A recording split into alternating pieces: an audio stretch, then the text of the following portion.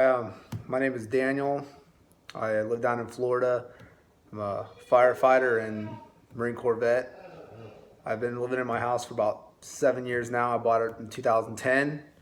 I About a year ago or so, I suffered a off-the-job injury, which caused me to use up all my vacation and sick time, and it left me a few paychecks short, which caused me to start falling behind on my payments.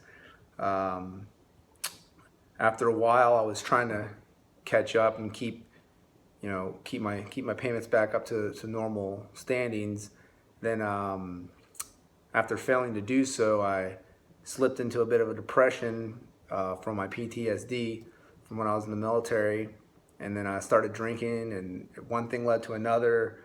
Then I started falling more and more behind, and then bank stopped accepting my payments, and that's when I found Anthony and Lynette.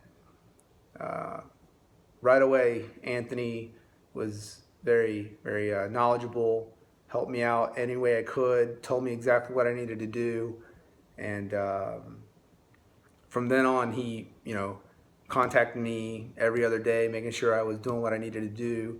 If I had any questions, he jumped right on it. And once he connected me with Lynette. Lynette pretty much worked tirelessly, from what it seemed on my end, getting everything that she needed from me and working hard and kind of reporting back to me. And if I ever had any questions, it wasn't more than a day that I either got an email or a phone call from her.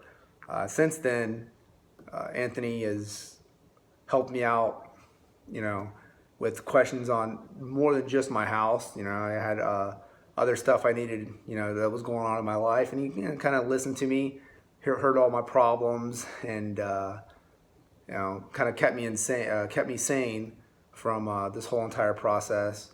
It took about 4 months before everything was finally settled and done, and everything's going back on track. So I'm all healed. Back to working. Was able to save up some more money and starting to make my payments on time. And if it wasn't for Anthony and for Lynette, then at the Roosevelt Law Firm, then I don't think any of this would have ever happened. I was probably 13 or 14 months behind before they got involved.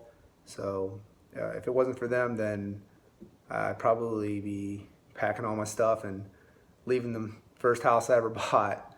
So if it wasn't for them, I don't know what I'd do. Thanks, guys.